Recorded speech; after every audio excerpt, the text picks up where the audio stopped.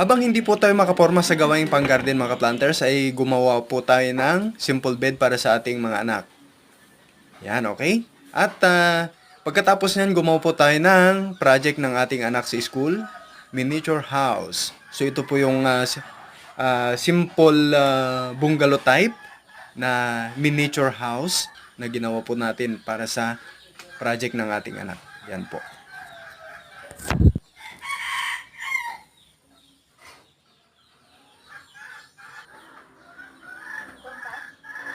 With details po yan mga planters.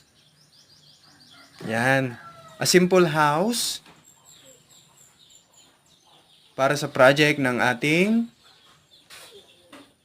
anak sa school. Yan. Okay. That's all. Thanks for watching.